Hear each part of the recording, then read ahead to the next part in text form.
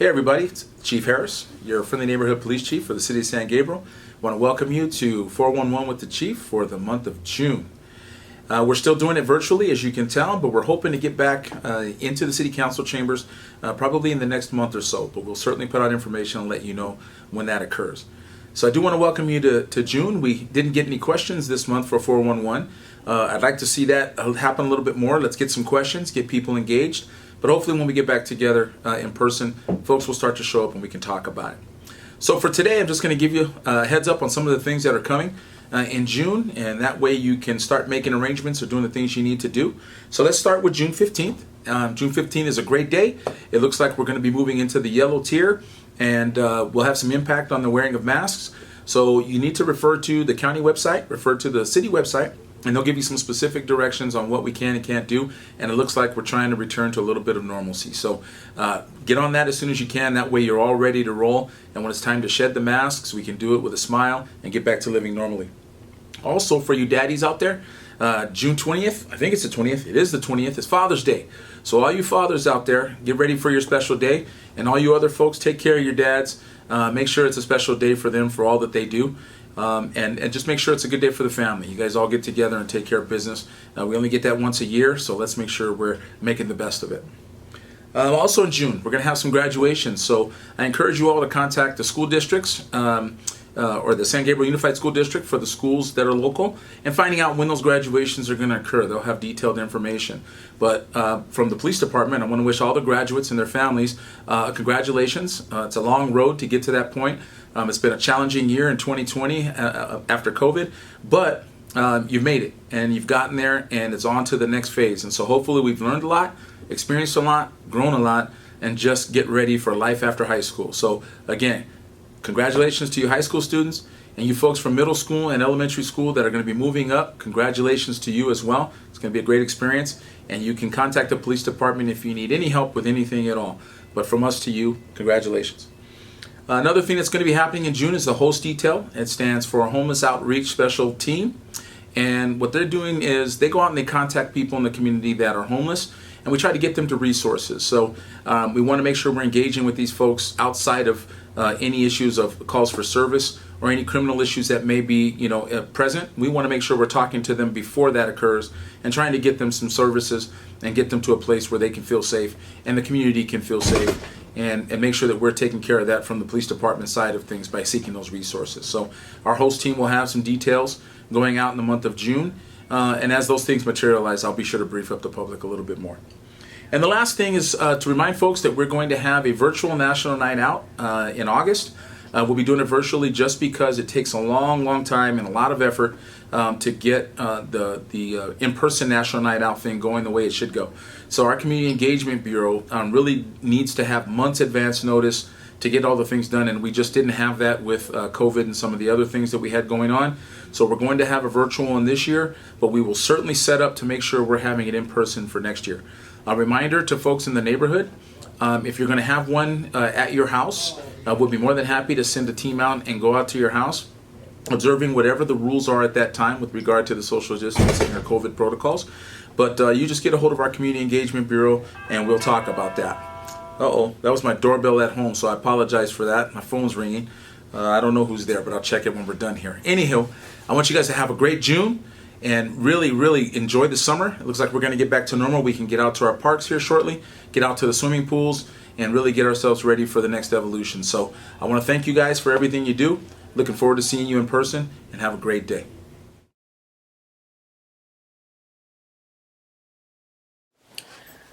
Hello, this is Greg DeVink, the Public Works Director and City Engineer for the City of San Gabriel, and this is the June edition of 411 with the Chief. I'll be giving a few updates on what's going on in the world of public works around the city. We have a lot of small things and routine things going on and some big exciting things to come. I'll start with a list of little things that we're working on, smaller projects, which we're all doing with in-house labor in preparation for live council meetings back in the council chamber.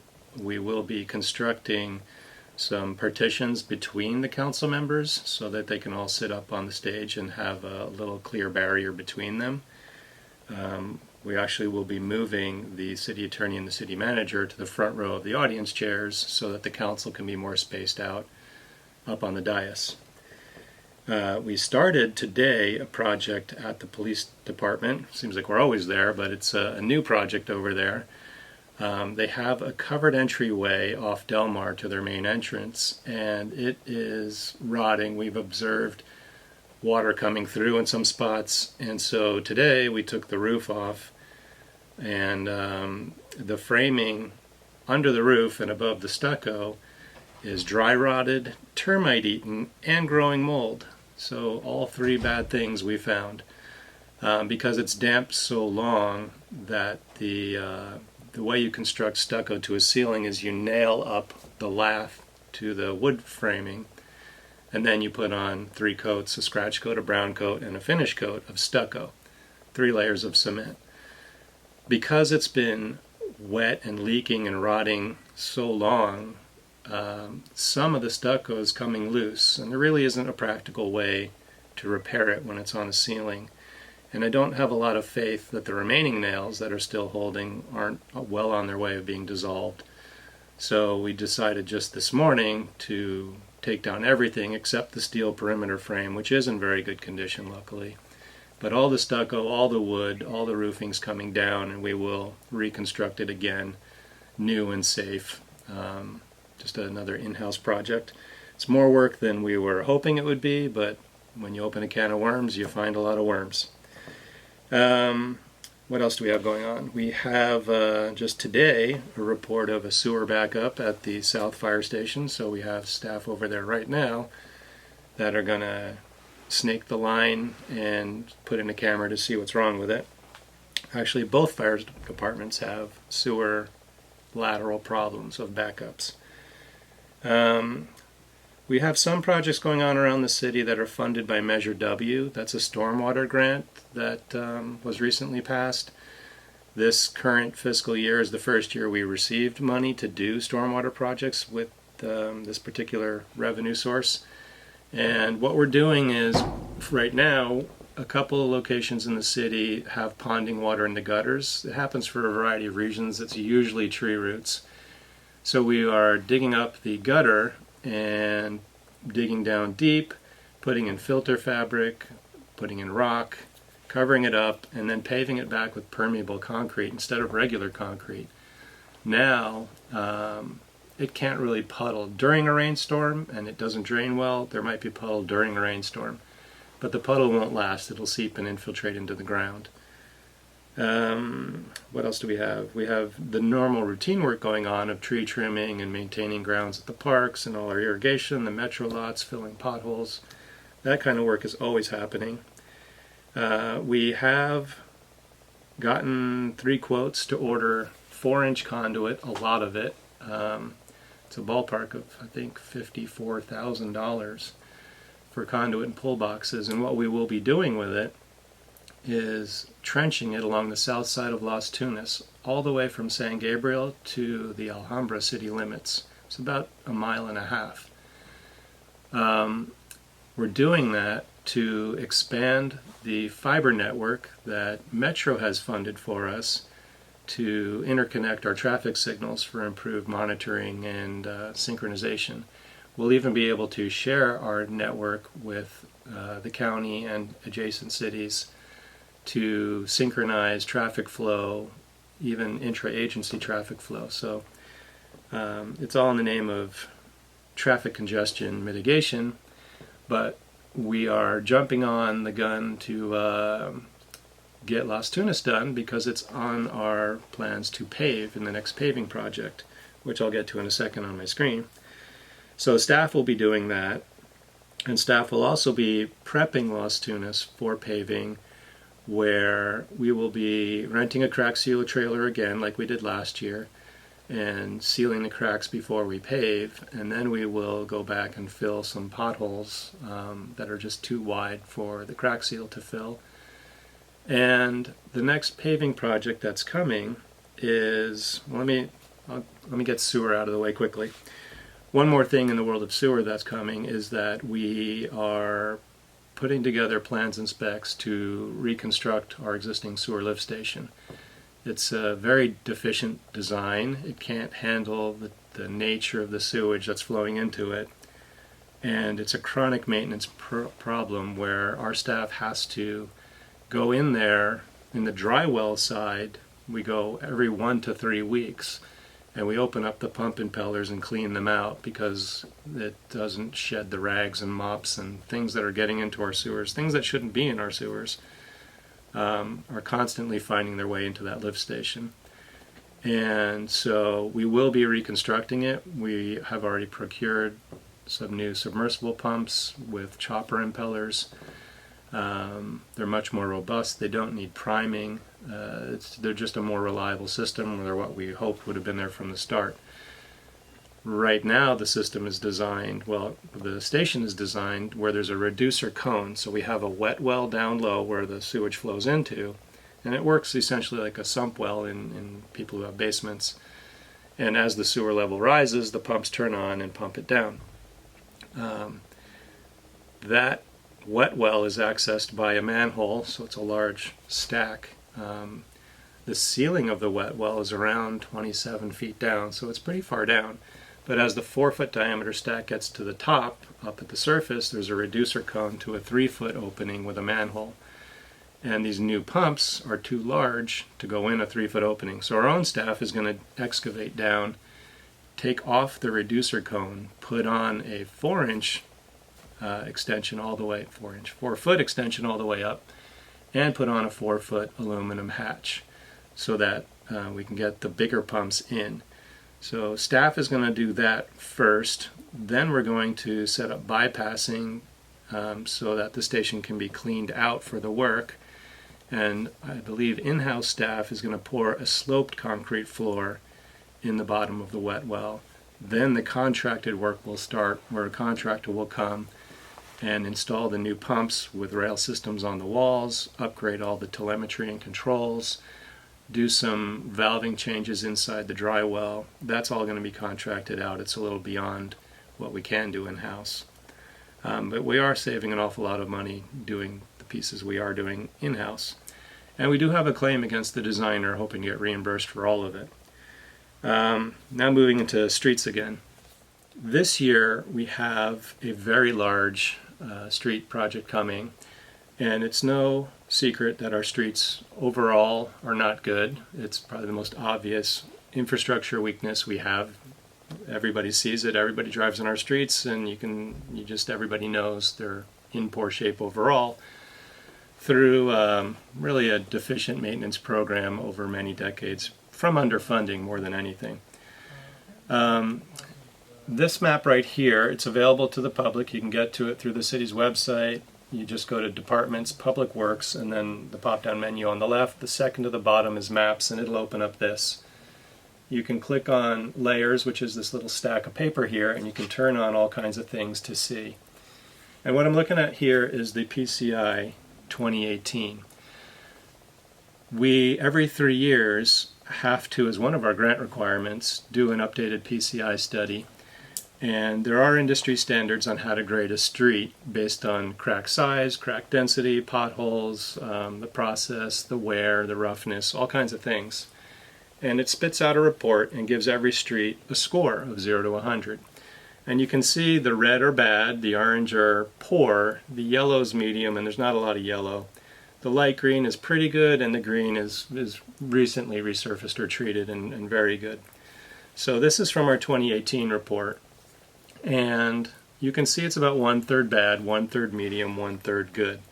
But, we drive everywhere, and obviously you're going to come across bad streets because they're scattered.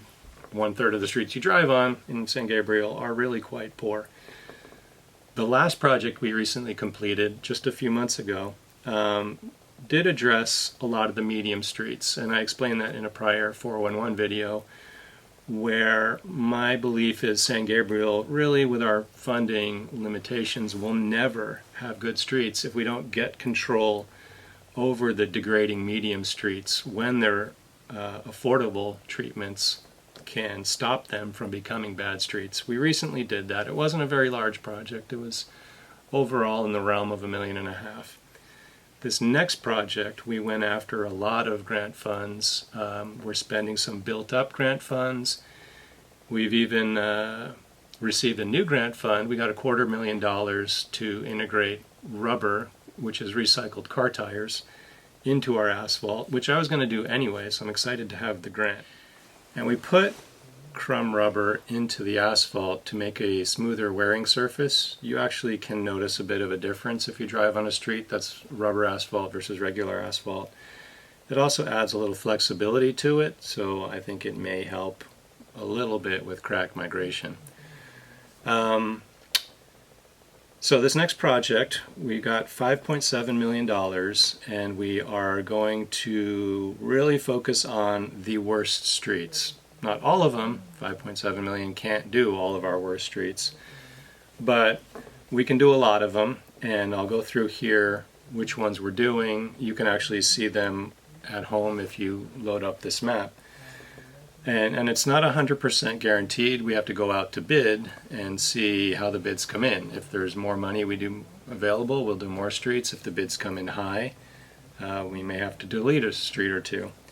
But there's kind of a logical game plan how we approach this. We are going after the worst streets, and we're going to do it all with one process.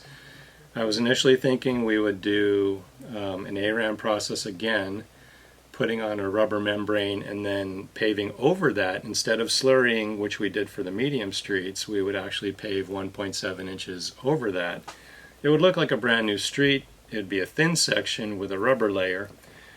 But when we called around to get current pricing on the whole, on the various treatment options, a second option is to grind the street deeper and put on 4 inches of new rubber and no ARAM layer. And it actually was $2 a square yard more. For a street that's twice as thick, a new layer, it lacks the rubber membrane, which does have a functional value more than its own thickness. But I think this works out better because it's so close in cost. We may as well put on a thicker section, and hopefully it lasts even longer. So a couple things in streets. By having less processes, we have to mobilize less equipment. That'll save us some money. And by clustering, it makes the work more efficient. So the contractor will plan his work, the sequencing of streets, to not be driving up and down all over the city constantly. But what we're doing is one particular grant can only be used on transit routes, so that's how we're paying for Las Tunas. That's one we built up funds for. And then other grants pay for a variety of things, but we're going to be hitting up generally these streets up north, and this neighborhood we're going to get where pretty much every street in the entire neighborhood has seen no attention for a very long time, and the streets are bad. Now you're looking at the 2018 index. If I change us to the 2020, you will see a bunch of red and orange streets turn green because we did treat them. We did a couple projects, actually 3, between the 18 and 2020 number, and they varied from just slurry on some pretty good streets and slurry with ARAM on some medium streets, and then we did full remove and replace on a couple streets as well, and they will change as I change the year. So you can kind of see if I click it on and off a couple times, and I'm just clicking on the 2020 PCI, Pavement Condition Index link, and you can see streets change from red and orange to green. The ideal city has all the streets are green. Now, this next 5.7 million project we've already put into this map. It'll be adjusted if we have to make tweaks as the project moves on and seeing how funding goes. We think we have quite accurate pricing, but you can see now I'm clicking on the 2021, and even more streets are going from red and orange to green. Generally, they're up in this area with Las Tunas and this entire neighborhood. It's a more expensive process than the last project, but we are going after the worst streets, which are more expensive to do. What we will be doing for all of these streets is we will be making one pass with a large grinding machine at the gutter going down 4 inches, and then 7 feet out from the gutter it tapers to 0. So it's an angled grind. We will be kind of grinding a wedge into the street. Everything's based on being efficient. 7 feet is the width of the large grinding drum. That's why we picked 7 feet. 4 inches seems to be the most cost-effective program we can do on these worst streets. And essentially what we do is we grind down 4 inches at the gutter out to 7 feet of 0, and then we pave back 2 inches across the whole street, and then 2 inches again, a second paving application, bringing the gutter back up to its original elevation, but the middle of the street is now 4 inches higher than it used to be. Very rarely is that a problem. You do want the streets angled. You want a crown in the middle of the street for when it rains, it gets water off to the sides. The downside is all the utilities, the manhole covers and water meter valve boxes and things that are in the road have to be raised. And a new thing we're doing with this project is we've actually dragged in sewer funds to raise the manholes. So it's substantial. It'll be about $150,000 just the manholes to upgrade them and raise them. And we're not even using general funds or even street paving grants. We're using the sewer funds because it is a capital investment and improvement to our sewer system. So we're trying to think outside of the box, all the ways we can drag money into this to get as much streets as improved as we can. I'm excited for this project. I think it will really be a citywide noticeable game changer. The project after this, next year when we have some revenue building up again, it's going to have to go back to being smaller. We'll have to make a decision. Do we go after some more of our worst streets, or do we do another project hitting up our medium streets to be more cost effective? So I think we have some very exciting times coming up. Probably by winter this will be done. Not this, but I'll turn on the new layer.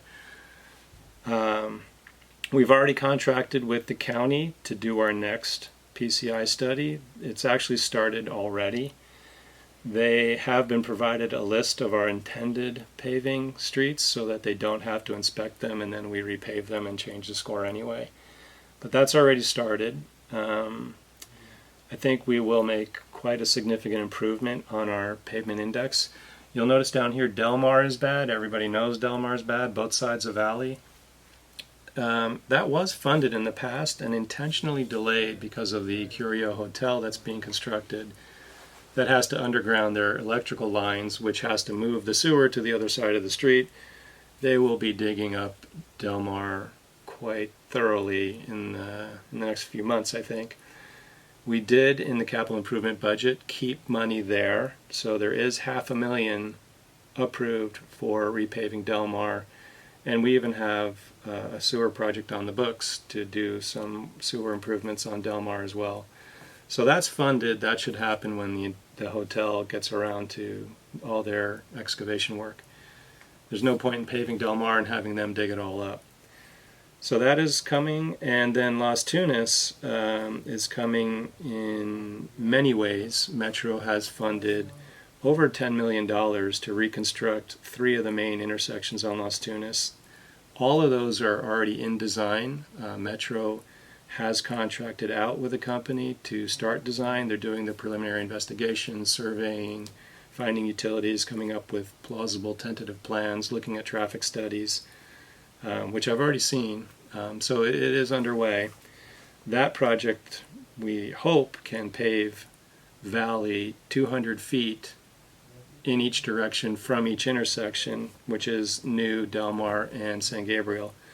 That'll cover quite a lot, not nearly enough, but it's just another mechanism we're using to help improve Valley. And I guess that is about it. I encourage you to look at these maps at home. The PCI 2021 Oh, I didn't show that yet. I can turn off the PCI layers. Now it's just a city map with nothing. But we did create a layer called 2021-22 Pavement Rehabilitation. These are the streets that the next project is putting out to bid. There are some more alternate streets listed if we have sufficient funds to do more. But you can see all these yellowy orange streets are going out to bid. This is what we think we can do with $5.7 million and putting on a 4-inch new layer, raising the manholes. There's a lot of other work. Loop detectors at signals get destroyed. They have to be replaced. The utilities have to be raised. Striping needs to be put back. Crosswalks, all these things that get destroyed when you repave a street have to be put back. So a lot of exciting times to come. I'm quite pleased that we should be able to improve so much of our infrastructure in this coming year. Right now, I am up on top of the entry roof to the police department, and you can see that there was roof leaking. Started taking the roof off, and there's evidence of dry rot and termites and mold growing, and the stucco, I don't know if you can see a crack there, but the stucco is becoming detached from these wood beams, probably because the nails that hold it up have been sitting in water for years and rotting. So we will be removing all of this. The steel framing is good and sound, but we'll remove it all, reframe it back, put it back together safe. We'll put a new LED light fixture in it. But just another thing Public Works is going to be working on right now. That's it for this edition of 411 with the Chief. Thank you for your time.